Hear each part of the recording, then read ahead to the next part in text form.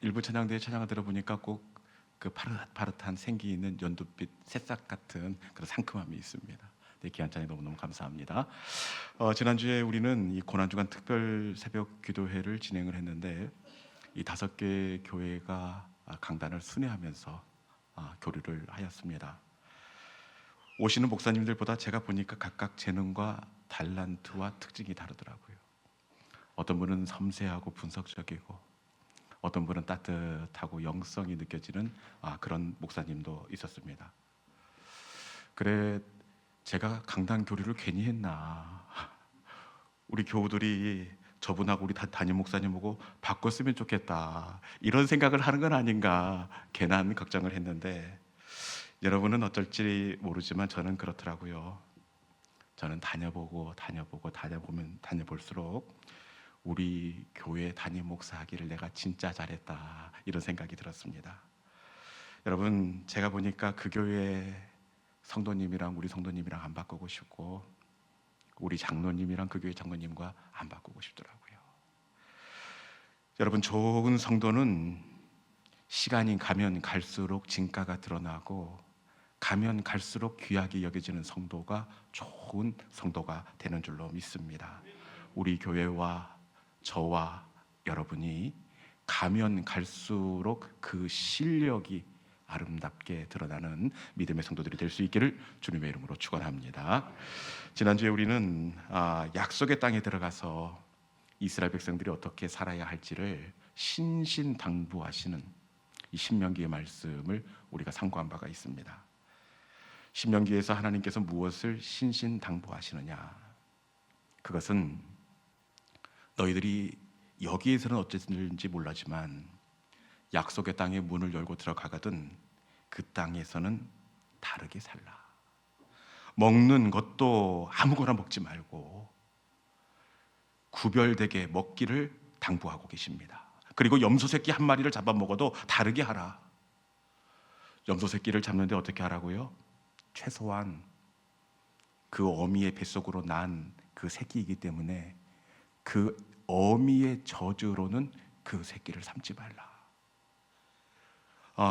우리 생각에는 어차피 살만 먹을 것 그 어미 저주로 삶으나 다른 어미 저주로 삶으나 그게 그것 아닌가 이렇게 생각할 수 있는데 그렇지 않다는 겁니다. 최소한 고기를 주는 동물에 대해서 예의를 지켜라. 그리고 꿩이 둥지를 틀고 알을 품고 있을 때에도 어떻게 하라고요? 꿩 먹고 알 먹고 이거 안 됩니다. 반드시 어미는 놓아줄 것을 당부하고 있습니다. 왜 하나님께서 너희는 다르게 살라 이렇게 말씀하십니까? 너희는 하나님의 성민이라. 너희는 거룩한 백성이다. 너희는 하나님의 자존심이기 때문에 이방 사람들과 똑같이 사는 것이 아니라 구별되게 살라 이렇게 말씀합니다. 여러분, 우리는 하나님의 자존심이 되는 줄로 믿습니다. 그러기에 세상 속에서 하나님의 자존심으로 구별되게 살아야 되는 사람이 바로 성도입니다. 여러분, 구별되게 살아가면 하나님께서 어떻게 하시겠다고 말씀합니까? 그리하면 하나님이 내 손이 닿는 모든 일에 내가 복을 내리리라. 자존심으로 살아가면 하나님께서 내 손이 닿는 모든 일에 복을 주리라. 여러분, 이 복을 꼭 받아 누릴 수 있기를 축원합니다. 이 복은 내가 하나님의 자존심으로 살아가면 하나님께서 내 손이 닿는 모든 곳에 복을 주시기로 하신 하나님의 약속입니다. 하나님의 자존심으로 세상 속에서 선한 영향력을 흘려보내는 믿음의 성도들이 될 수 있기를 주님의 이름으로 축원합니다. 오늘 우리가 나누게 될 말씀은 이 사내들인 공회에 붙들려온 이 제자들과 베드로에 관한 말씀을 배경으로 하고 있습니다. 사내들인 공회는 우리나라로 따지면 이 국회와 같습니다.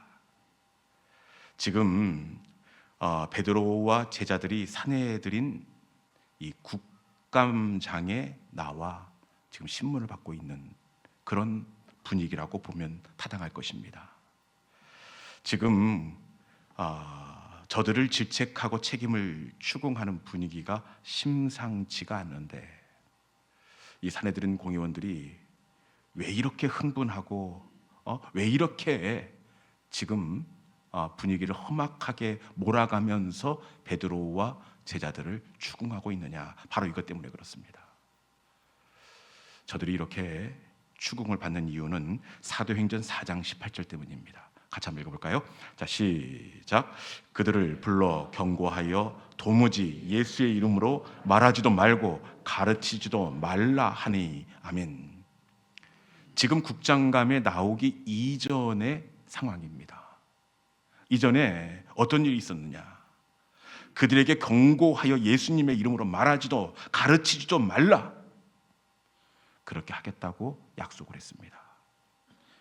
그리고 나서 부드럽게 상황을 정리하고 제자들과 베드로를 훈방 조치합니다. 그러면 말아야지. 그런데 풀려난 지 얼마나 되었다고, 사장에서 이렇게 훈방 조치의 은혜를 입었으면 조금 자중해야 되는 것 아닙니까? 그런데 곧바로 그 다음 장 5장에서 다시 즉시 주의 이름으로 복음을 증거하고 있습니다. 여러분, 이것은 권위 있는 사례들인 공회를 무시하는 것입니다. 그리고 공회에 대한 심각한 도전으로 볼 수가 있습니다. 그래서 저들이 다시 공회 앞에 불려와 신문을 받고 있습니다.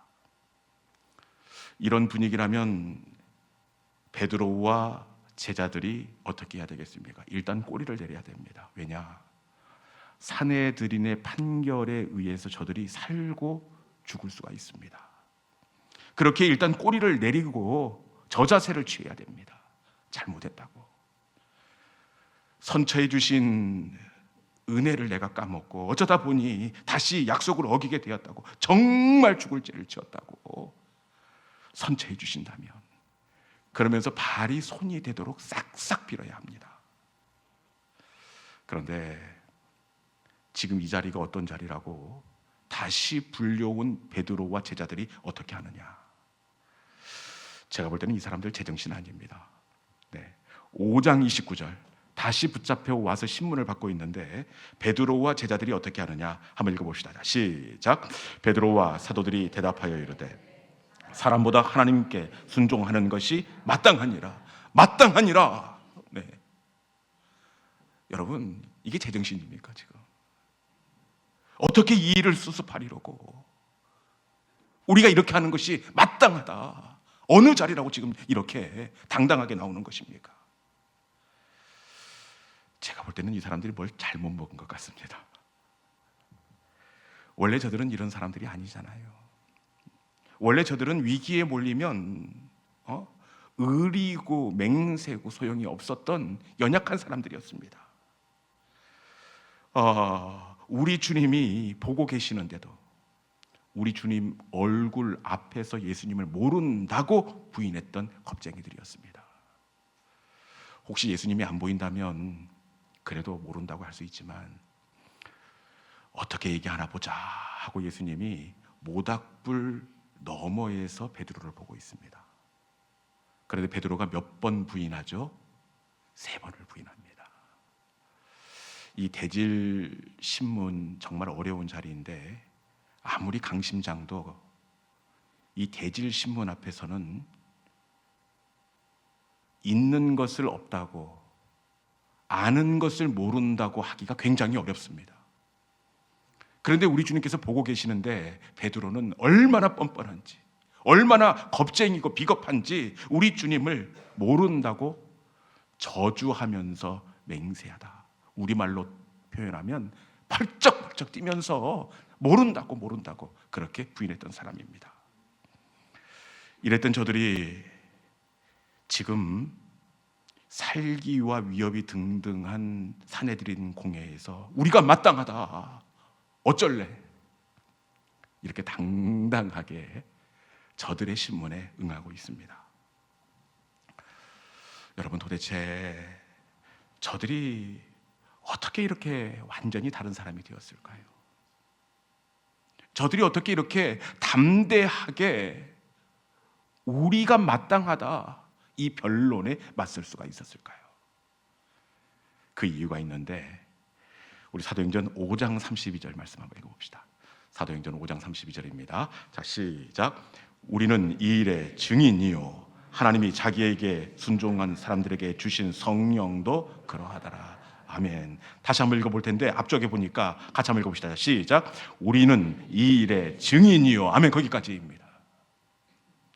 저들이 담대할 수 있었던 이유가 바로 이것 때문입니다. 우리가 이 일의 증인이요.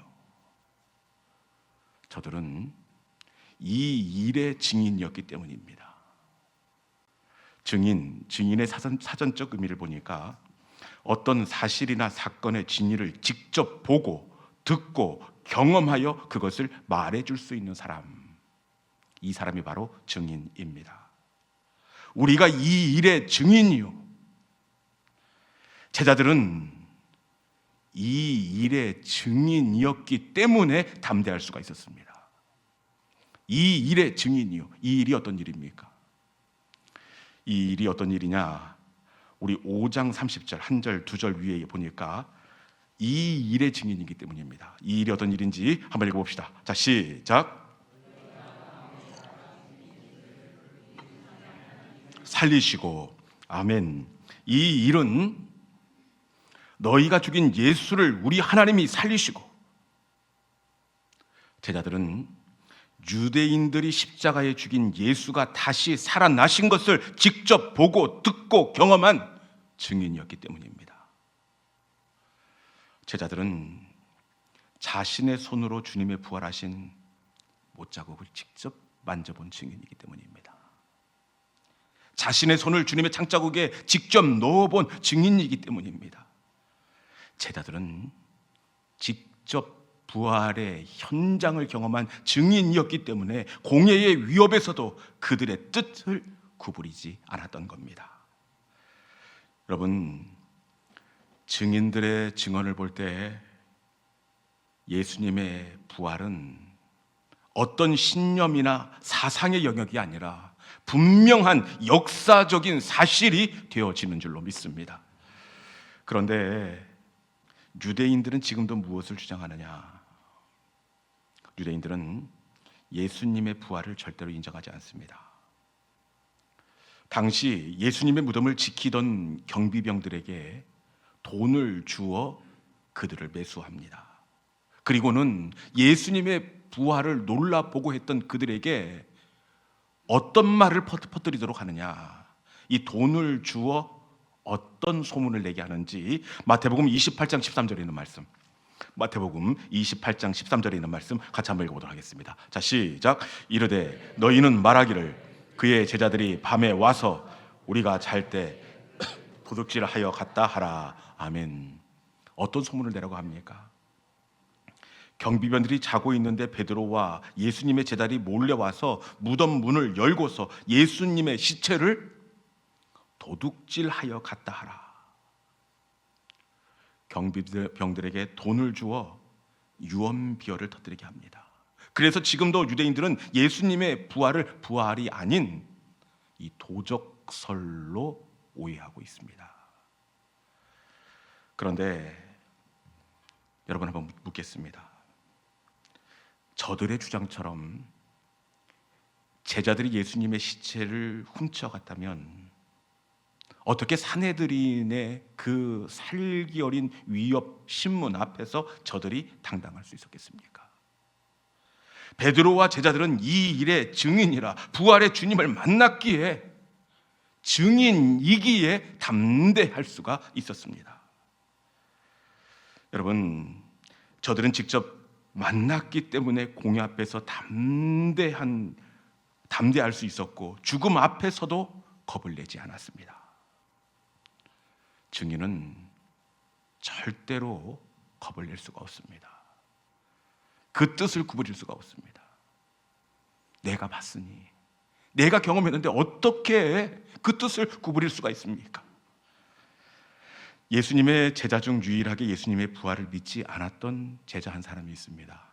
그 사람이 바로 의심 많은 도마였습니다.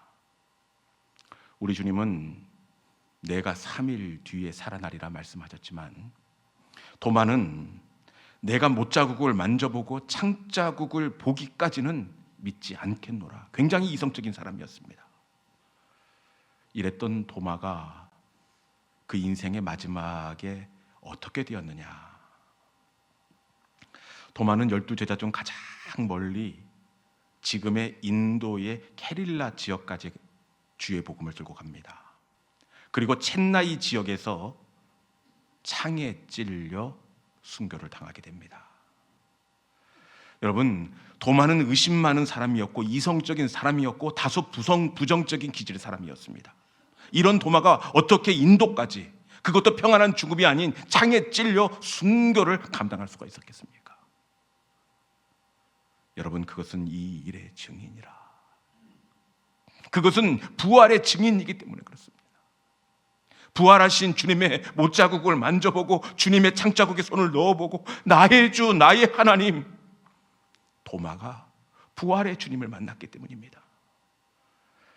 만약 유대인들의 주장대로 도마가 주님의 시체를 훔쳐 갔다면 여러분, 어떻게 그 창의 위협 앞에서 목숨을 걸고 주의 복음 굽히지 않았겠습니까? 도마는 이 일의 증인이라 부활의 주님을 만났기에 창의 위협 앞에서도 목숨을 구걸하지 않았습니다. 이 바돌로메의 순교를 보더라도 우리 주님의 부활은 역사적인 사실임을 확인할 수가 있습니다. 이 바돌로메는 다소 이름이 생소한데 이 성경학자들은 이 바돌로메가 니고데모의 다른 이름이 바돌로메일 것이다, 이렇게 해석하고 있습니다. 기독교 전승에 따르면 이 바돌로메는 지금의 페르시아, 이란, 그리고 멀리는 에티오피아 지역까지 주의 복음을 들고 갑니다.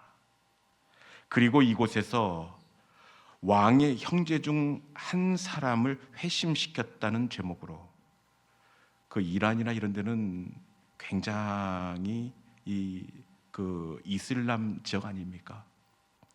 이거 예수를 믿는다는 것은 굉장히 국법에 어긋날 정도로 힘든 일입니다.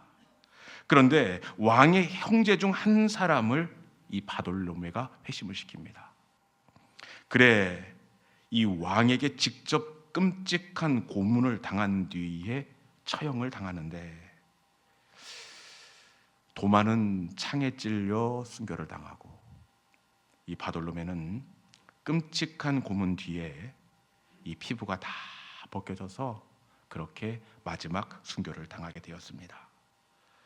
여러분, 예수님의 12제자 중 한 명이었던 바돌로메가 왜 이렇게 끔찍한 위협 앞에서도 담대할 수 있었습니까? 그것은 이 일에 내가 증인이라 바돌로메가 부활의 주님을 직접 만났기 때문입니다. 여러분, 예수님의 부활은 교묘하게 꾸며낸 이야기가 아닙니다. 그랬다면 바돌로메가 어떻게 목숨을 걸 수가 있었겠습니까? 저들 모두가 목숨을 걸었던 것을 볼 때 우리 주님의 부활은 어떤 이미지가 아니라 생생한 역사적 현실이 되게 되는 줄로 믿습니다.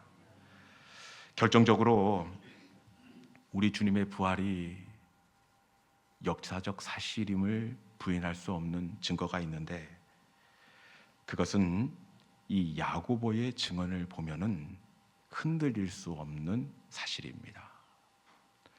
성경에 보면 이 야고보라는 이름이 이 두 번 등장합니다. 두 사람입니다. 한 사람은 예수님의 제자 야고보, 요한의 형제 야고보, 그리고 또 다른 한 사람은 예수님의 동생 야고보가 있습니다.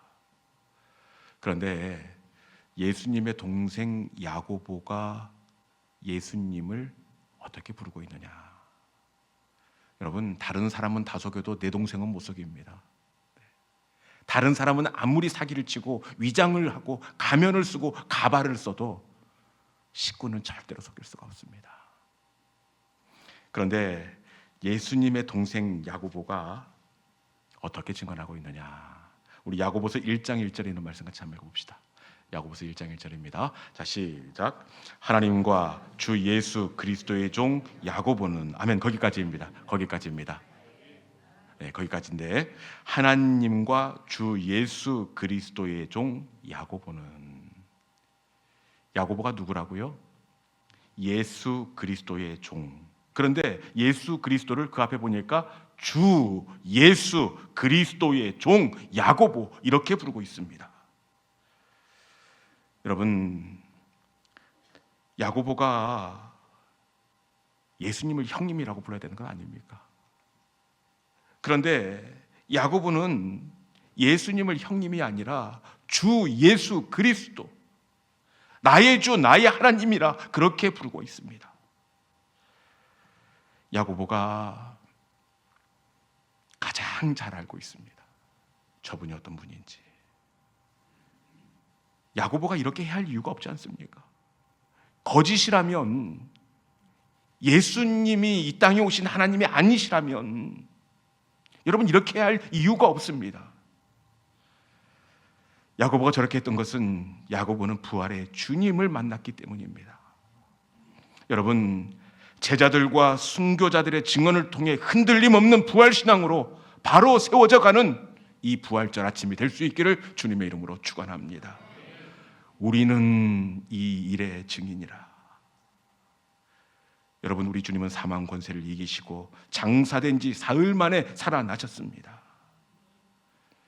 순교자들과 제자들의 이 증언을 통해서 흔들림 없는 부활 신앙으로 든든히 세워져가는 우리 모든 믿음의 성도들이 될 수 있기를 주님의 이름으로 축원합니다. 이 시간 주신 말씀 기억하면서 말씀을 붙잡고 우리가 함께 기도자로 나가기를 원합니다. 우리 함께 찬양할 때에 주님, 제 마음이 너무 둔해서 주님을 보지 못했습니다. 주님, 제가 이 땅만 보다가 주님을 놓치고 말았습니다. 이 시간에 다시 한번 증인들의 증언을 통해서 제자들이 걸어갔던 그 순교의 마지막 마침표를 바라보면서 주님, 흔들림 없는 부활 신앙으로 새롭게 빚어지는 이 부활절 아침이 되게 하여 주시옵소서. 이 시간에 주님, 제 마음이, 우리 함께 찬양하도록 하겠습니다.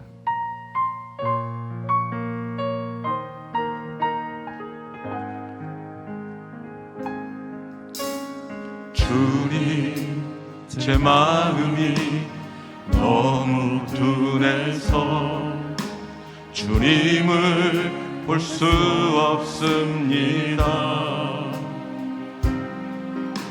이 땅에 속하여 이 땅만 보다가 주님 손을 놓쳤습니다. 나는 나그네로 왔는데 왜 주저앉게 되었나?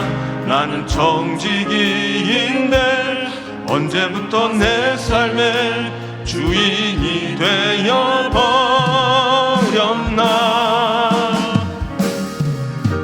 믿음이 없이는 기쁘시게 못하나니 고된 수고도 다 헛될 뿐이라.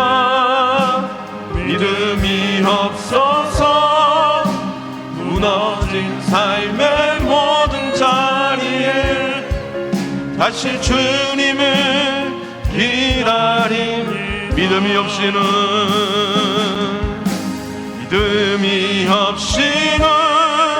기쁘시게 못하나니 고된 수고도 다 헛될 뿐이라.